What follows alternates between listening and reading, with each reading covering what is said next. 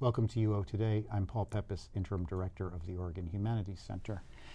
My guest today is Kenji Yoshino, the Chief Justice Earl Warren Professor of Constitutional Law at New York University.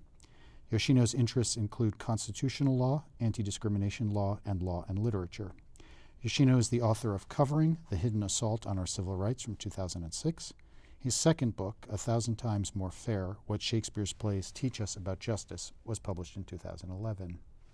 Yoshino gave a talk titled The Choice of the Three Caskets: Law, Equity, and Mercy in The Merchant of Venice on April 11, 2014. He was the Oregon Humanities Center 2013-2014 Colin Rowe Thomas O'Fallon Lecturer. Thank you so much, Kenji, for coming on the show. Thanks for having me, Paul. In college, you were an English major. I was indeed. Tell us about your journey from literature to the law.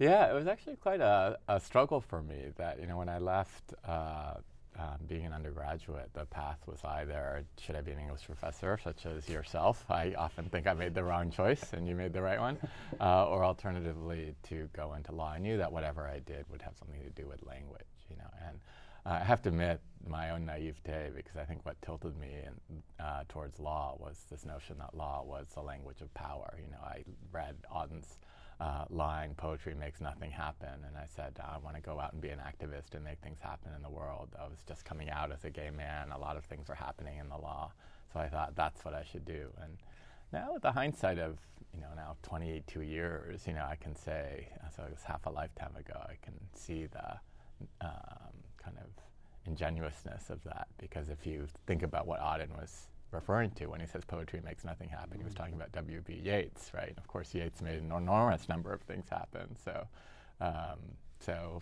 for all of the English majors out there, there are many honorable paths that you can take. Yes. The introduction to your book, 1,000 Times More Fair, explains that in law school you determined you could and would always make a place for literature in your life and the law. Why does literature still have that priority for you? Yeah, it's a great question. So part of it is I just don't think we're that plastic as human beings. I think that we're actually quite rigid. And, growing up, it was just nothing made me feel like I felt like when I was reading. So that just hedonic experience of reading has always been part of my life. And so I could not imagine,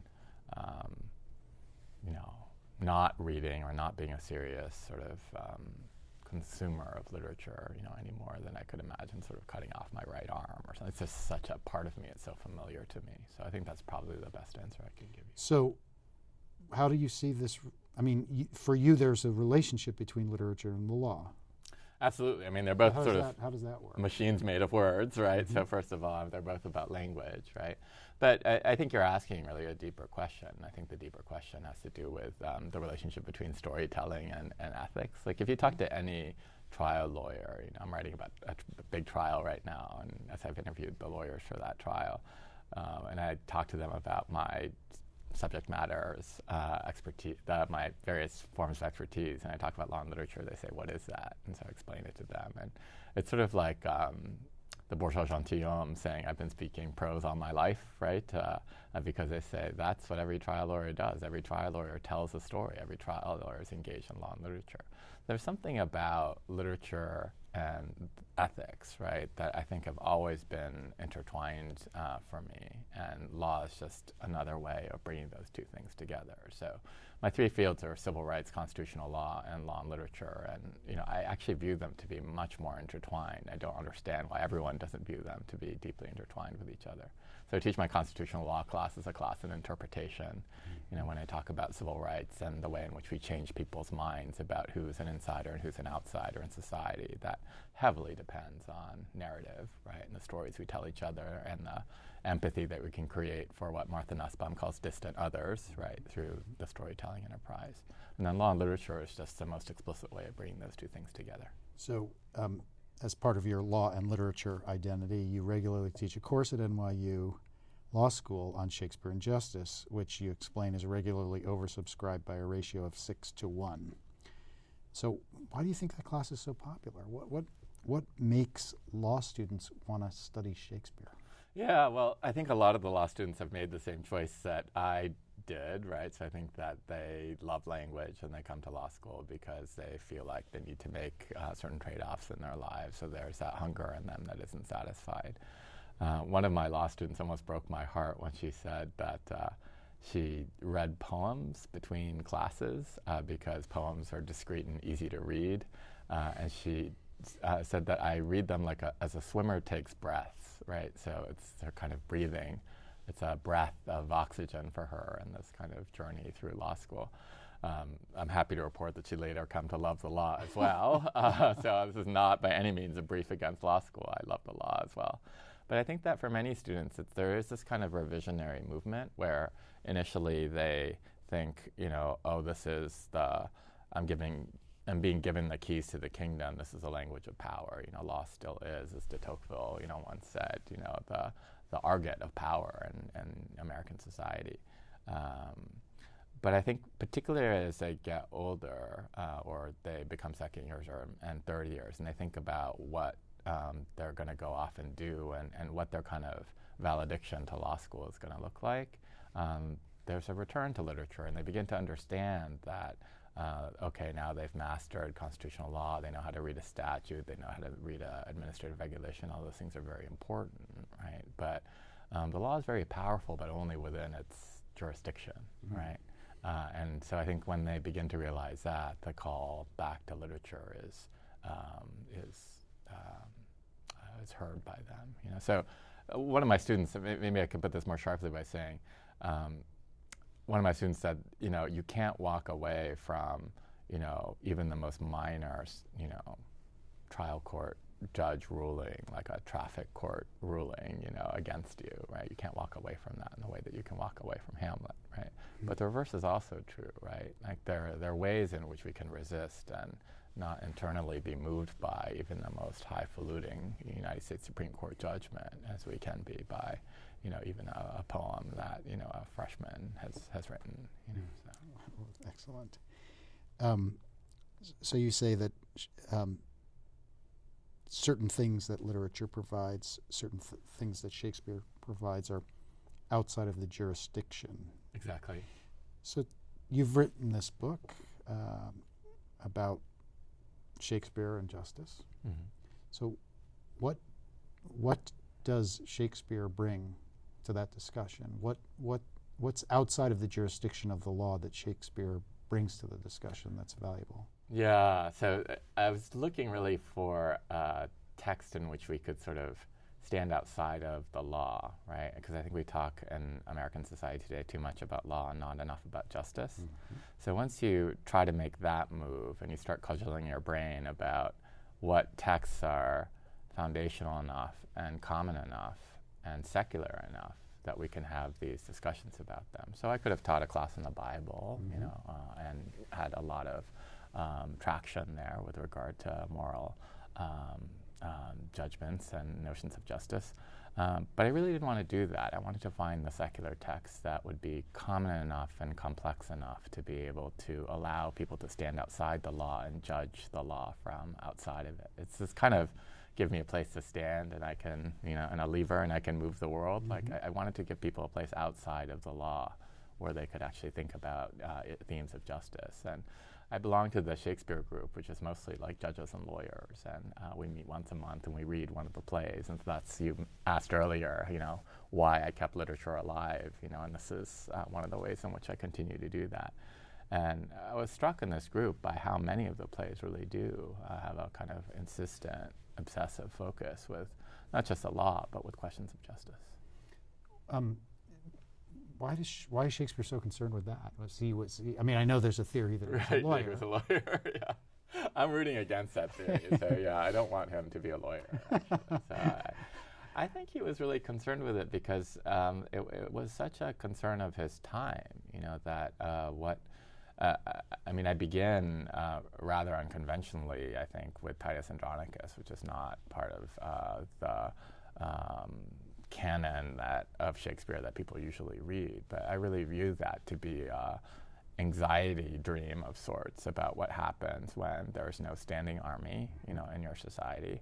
And usually when somebody attacks you or one of your kin, you have two choices. You can either turn the other cheek or you can retaliate and engage in kind of vigilante justice. But that revenge cycle will only escalate because once you retaliate, they'll retaliate, right? And so I think he was concerned with issues of justice in part because he was, his society was always teetering on the brink, right, of lawlessness. That kind of rule of law that we feel privileged enough to live under was not something that was as evident and something that he could just assume would exist. I also want to say, Paul, that one of the things that I try to do in the book is to draw kind of through lines from the plays and try to illuminate modern questions of justice. And I think that where we are most like Elizabethan society is that we have now stepped onto a global stage where once again there is no global police force that is going to step in and correct our wrongs. So if terrorists fly planes into our buildings, we're left with a bit of a dilemma about how to respond, right? So do we go to the UN or do we take matters into our own hands and say we're going to engage in a kind of vendetta which could also escalate, right? So I think that the concerns are disturbingly close, right? Which may also be an answer to your earlier question about why students are interested in this, that it has a kind of very sharp resonance with the kinds of issues that we're struggling with today. Will you tell us one or two of the other parallels you draw in the book? Because this is one of the striking things about the volume, and it's also one of the things that the critics have commented on. Yeah. So I think that many critics thought that, that my linkages were strained or tendentious in some ways, and that could definitely be fair. I mean, for me, they seem fairly intuitive. So one of them was, just to give a couple of examples, one is thinking about Othello and questions of proof, right? And so in Othello, everybody focuses on the white glove, the white handkerchief, and I compare that to the black glove in the O.J. Simpson trial, right? And I think that in both cases, the notion of if a glove doesn't fit, you must acquit, of letting the kind of piece of physical evidence take over the entire epistemology of the play, so that if I can touch it and I can feel it and I can see it, then that must be real, right? And so the point that Othello tips over into his kind of madness, right, is when he's presented with the handkerchief with ocular proof. Exactly. Show me the ocular proof is what he says, and when that's produced for him, that's the end of the narrative, right? And then I guess another similar one would be the talk on The Merchant of Venice, where Portia keeps winning and winning and winning for the world that she represents. And so, as I discussed in my lecture, what I think of her as representing is really all of our anxieties about the contemporary lawyer, right? Because it's like those earlier banishments of the poet from the city, like in Plato's Republic, where Plato loves the poet but must banish the poet because the poet is just too persuasive. We make is it Demosthenes who put pebbles in his mouth, right? Because he's too persuasive otherwise, right? And Portia has that quality, and the poet has that quality. And I think that the anxiety, the contemporary anxiety that we have about lawyers is that they can talk a skin off a snake and sort of persuade us to shape our views against our better judgments. And so what do we do when there are people who are extremely persuasive but whose kind of skill exceeds their virtue, right? And so I have a very dark vision of Portia, which I'm sure I'll get pilloried for once again, as I always do, because everyone loves Portia. But I really do think that she represents, at a minimum, the major anxieties that besiege the legal profession. So I want to shift gears and ask you about your earlier book from 2006, covering, this is the book that really put you on the map outside of the academy. Right.